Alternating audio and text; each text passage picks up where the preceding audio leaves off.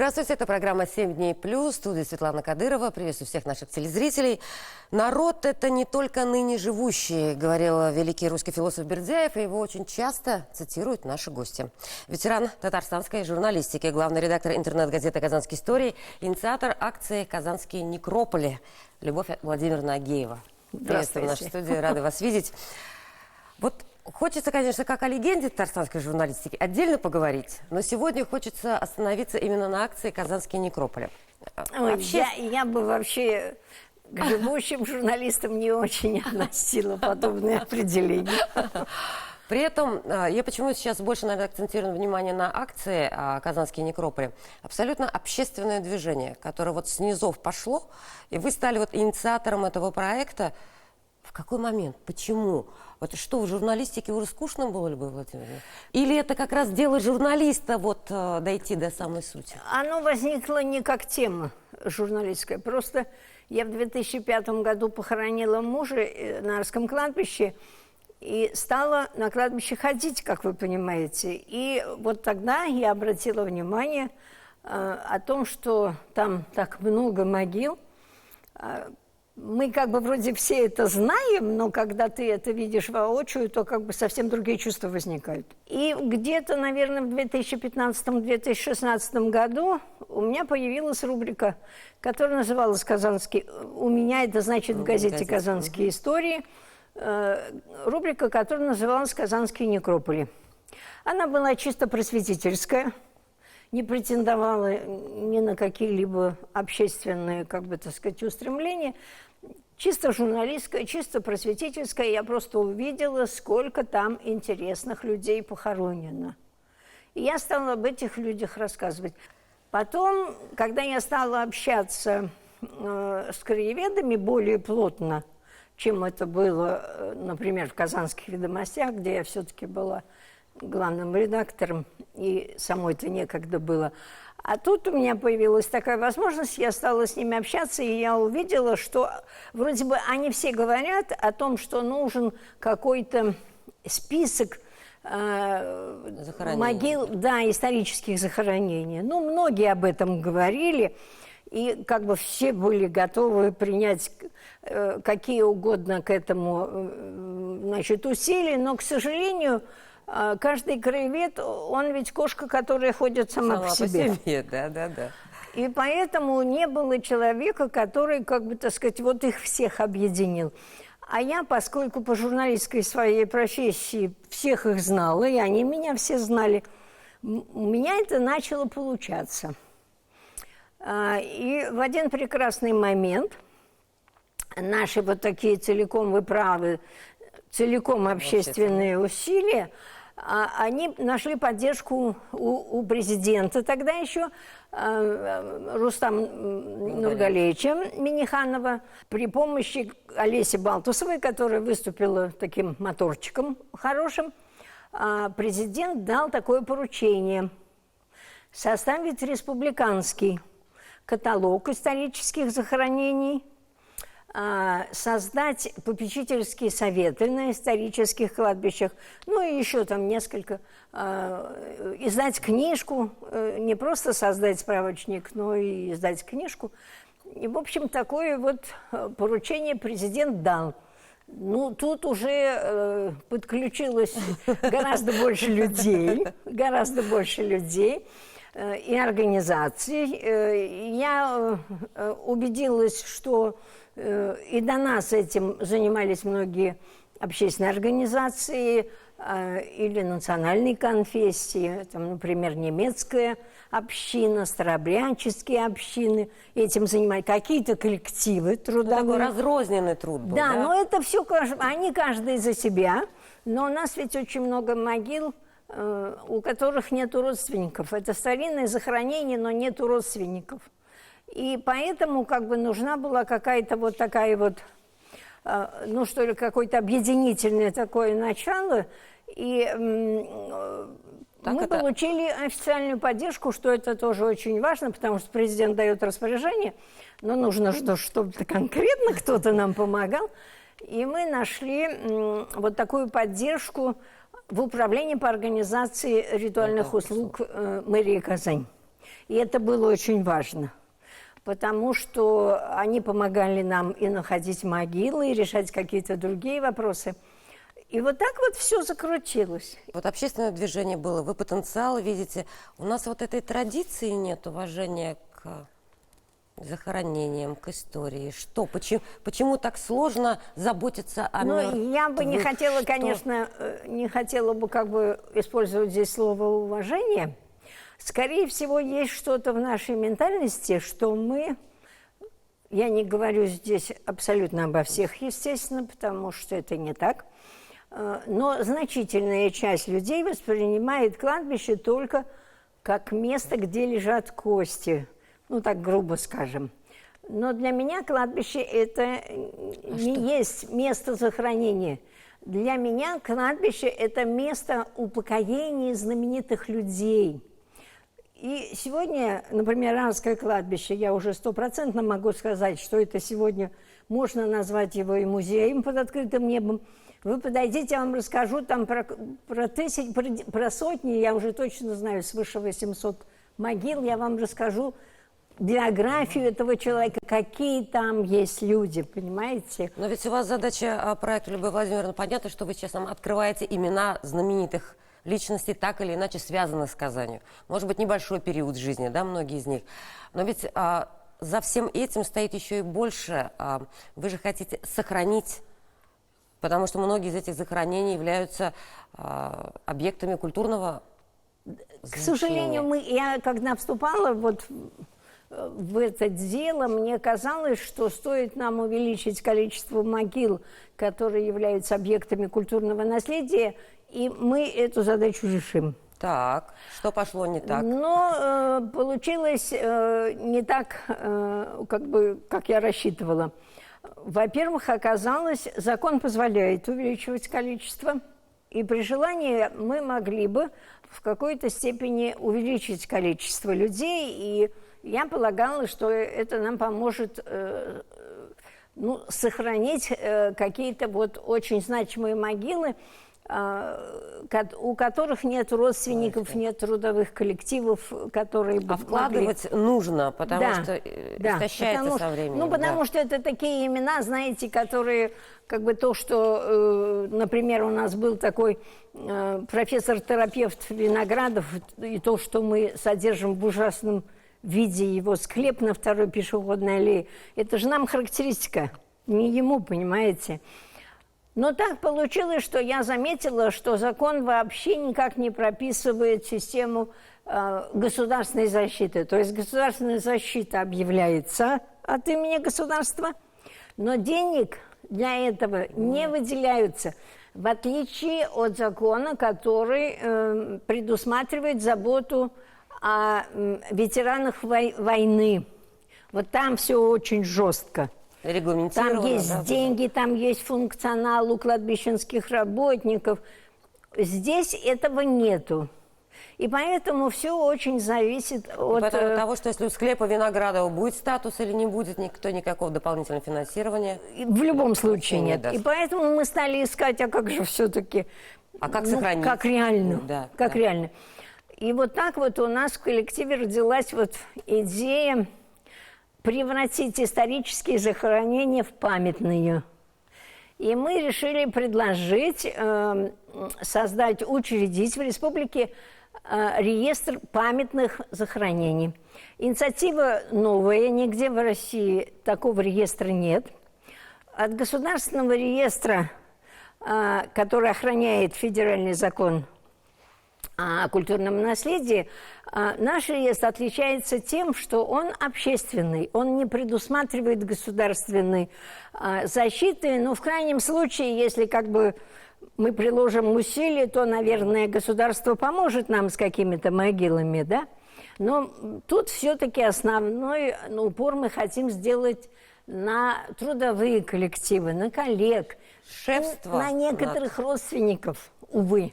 То есть это закрепить, условно, официальное шефство над тем или иным захоронением. Да. Есть уже подобный положительный опыт? Что Я хочу дополнить, мы пошли, просто мы как бы вот этому явлению мы придали очень важный общественный характер.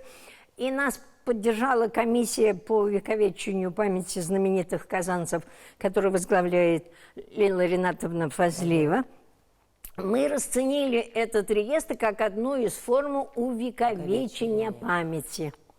И вот в этой связи мы стали находить какой-то отклик такой. Мы создали экспертный совет. И уже в декабре прошлого года мы 74 фамилии в этот реестр уже включили. И это, я считаю, большое дело. Мы как бы не грозим пальчиком, мы никого не наказываем, мы никого не подводим под наказание. Но когда мы объявим этих людей лучшими персонами, когда об этом будут знать все, казанцы, будем так говорить, хотя вот реестр планировался как республиканский, то, естественно, есть надежда, и я уже вижу это, что вот эта наша как бы такая кипучая деятельность, она уже приносит свои плоды. Были могил вот выдающихся людей, которые, в принципе, которые жили там в 19-20 веках, утеряны уже на данный момент. На я могу сказать пока по тем данным, просто которыми располагаю. Значит, исследовательская группа, организованная при Институте истории имени Мурджани, которая изучала новотатарское кладбище, они уже выпустили каталог справочник исторических захоронений. Исторических, повторяю. То есть это не памятные захоронения, это все-таки две разных формы. Со статусом государственным. Да, статус. Вот, и там 720 имен. Но уже сегодня Айдар Нагманов уже говорит, что у него уже много дополнительных, потому что кто-то хватился только сейчас. То есть увидев когда вот эту уже работу... когда уже книжка вышла. А что с Арским? Это, во-первых, у меня в списке уже свыше 800 захоронений, но кладбища наши больше, старше.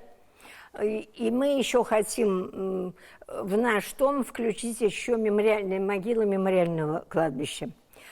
В прошлом году на Новотатарском и на Арском прошла цифровизация всех захоронений, всех. И, например, на Арском кладбище оказалось, что где-то свыше 100 тысяч могил всего существует. 100 тысяч? Да, 100 тысяч. Можете себе представить, кладбище все-таки большое. Вот. Ну и к тому же очень много захоронений, их нельзя сегодня, они существуют, но их нельзя опознать. Таких захоронений тоже очень много. Если, скажем, кто-то ищет своих, при цифровизации создан массив. Вот по фотографиям этих захоронений с местами, где они находятся, может быть, кого-то удастся опознать. Я знаю, что благодаря вы работаете с поисковиками, тоже объединение Отечества, да, и были установлены имена... Мы с ними очень тесно сотрудничаем. У нас есть общие акции. Мы, например, вместе с ними сделали 2, я считаю, больших дела. Мы нашли утерянные могилы летного экипажа Отто Немета, которые были утеряны. Вот Отто Немет памятник есть, а 3 человек, которые были рядом, их нет. Ребята все сделали, нашли средства, мы установили там памятную стелу. Теперь казанцы будут знать, кто они погибли в 1941 году. Надо нам таких, такие могилы тоже чтить. И второе, все знают, что Петляков разбился в полете на самолете. На своем же самолете. Значит, был экипаж. И мы в прошлом году сделали памятную табличку с именами членов этого экипажа. Они работают очень хорошо. Историческую справедливость восстановили. Конечно, историческая справедливость восстановлена. При этом большое количество людей вы включили в это движение. Я знаю, что наверняка ваш опыт востребован сегодня и по России, потому что я не думаю, что только у нас проблемы с захоронениями, с историческими захоронениями. Точно знаю, что проблемы есть везде, потому что я в этом убедилась, когда у нас в Казани проходила большая конференция по скорбным делам такая всероссийская была конференция, и там с таким интересом слушали мое выступление, поскольку как бы везде есть эта проблема, везде есть старые могилы, никто не знает, что с ними делать, не везде находятся люди, которым это вообще интересно. Поэтому как проблема это обозначилось везде. Но, к сожалению, сказать, что наш опыт востребован, не могу, потому что про него еще даже в Казани-то не все знают, не только что где-то там в других регионах. Какая-то вот наметилась, меня стали приглашать в какие-то регионы выступать. Ну, ковид нам эти связи прервал, а потом ничего не восстановилось. Но при этом еще ведь необходимость приведения в порядок исторических захоронений, это, ну, как бы сейчас ни звучало, но это туристический потенциал той же самой Казани. Потому что и Арское кладбище, и Новотатарское – это кладбище с захоронениями исторических личностей, через которые можно и воспитывать, и учить беречь свою историю в том числе. Да просто вот, расширять кругозор, то это тоже большая задача. Да, насколько сегодня, в принципе, вы видите туристический потенциал казанских некрополей? Потенциал, конечно, большой. И надо сказать, что мы уже видим, что он востребован, потому что некоторые краеведы сегодня проводят экскурсии и по Арскому, и по Новотатарскому кладбищу. Тот же Анатолий Елдашев, который, как бы, я его считаю зачинателем вот этих всех дел, взбудоражить общественность. От него во многом как бы это шло, и первые списки принадлежат ему. Да. И поэтому, и поскольку находятся люди, которые записываются на эти экскурсии, они ведь платные, это говорит о том, что необходимости в этом нет. Потом есть еще один такой очень важный момент, скажем, проводится в университете, в медицинском университете, проводятся научные конференции, съезжаются ученые там почтить память там какого-то профессора видного, их обязательно ведут на кладбище. Вот. И поэтому, конечно, у этого дела есть будущее. Но я считаю, что прежде чем мы вот эти экскурсионные туры мы сделаем постоянными, они большими никогда не будут, но постоянными. Не для широкой аудитории, конечно, широкая аудитория все-таки у них не будет. Но даже не широкая аудитория, если это интересно, она должна получить эту информацию, побывать там. И только есть одно «но». Пока наше кладбище, не Новотатарское, не мое кладбище, то есть Арское, не, у нас еще Архангельское кладбище имеет очень богатую историю, они не подготовлены к приему туристов, нету инфраструктуры. Например, на Арском кладбище нет даже, если на Новотатарское кладбище этой группе удалось сделать карту, нанеся на нее все памятные захоронения, то у меня пока такой возможности нету, поскольку такой карты пока еще не сделаны. Я даже не знаю, кладбище, ну, как бы руководство управления по организации ритуальных услуг, им как бы такая карта не очень нужна. Ну, я так попыталась узнать, как ее можно сделать. Мне сказали, что возможно, но нужны деньги. Пока вот мы еще в этом направлении не двинулись. Мне кажется, я могу, может, ошибаюсь, вы все теперь знаете об Арском кладбище?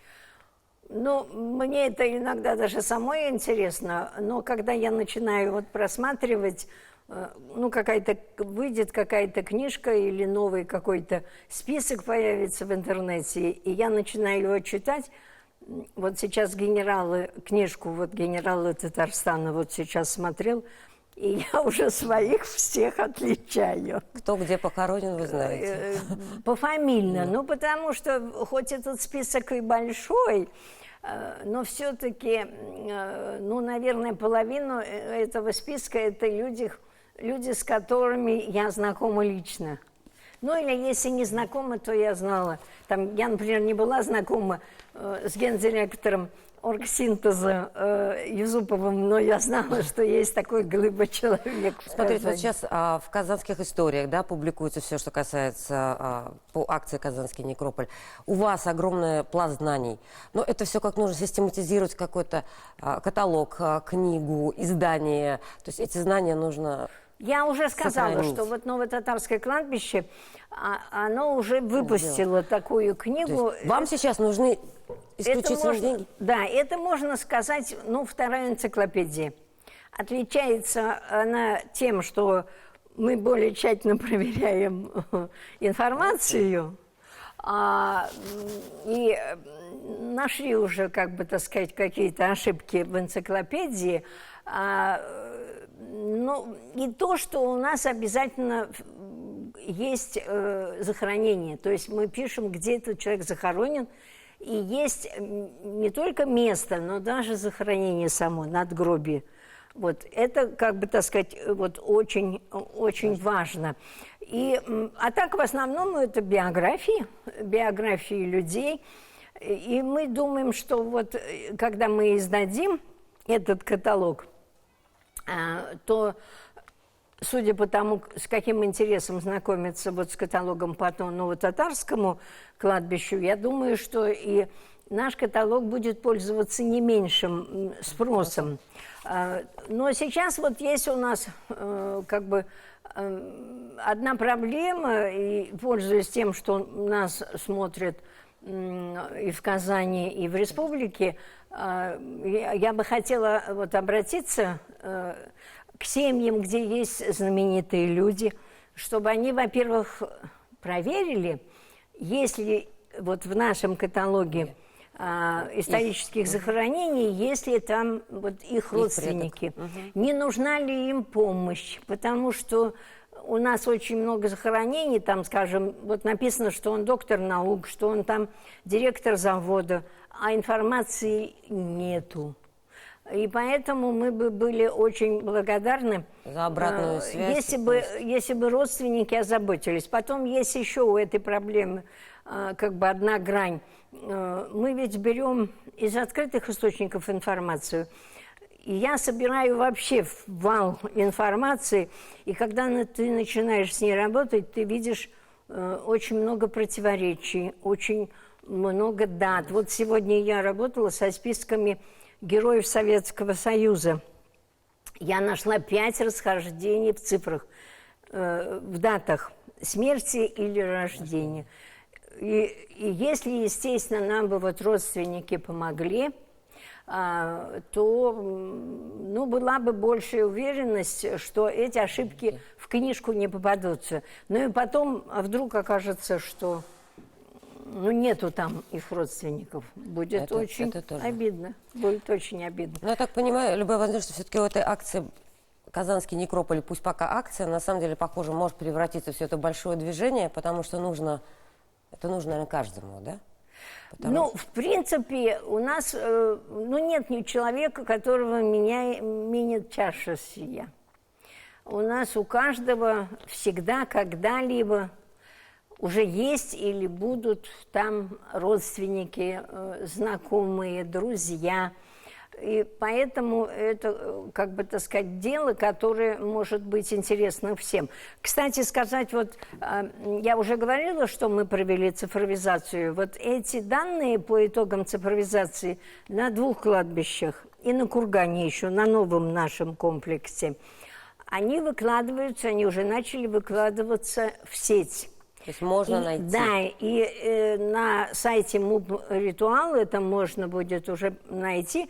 Правда, пока это делается с очень большим скрипом, там еще не все данные, но все-таки начало положено. И любой уже сегодня может, как бы, так сказать, зайти с поисковой строкой «Ищу могилу», и у него будет 2 предложения. Первое – вот это вот сайт «Ритуала», и второе – это информационный портал, значит, городской информационный портал мэрии Казани, где есть наш сайт Некрополи. Мы его уже тоже начали наполнять. Хорошо, Любовь Владимировна, я благодарю вас за участие в программе. Спасибо за большую работу, которую вы проводите. И часто вы тоже говорите, что в одном из интервью сказали, что город без истории, город без будущего. Большое вам спасибо за то, что эту историю вы бережете. Очень бы хотелось, чтобы этим озаботились как можно больше людей. Спасибо, Любовь Владимировна. Всего доброго, до свидания.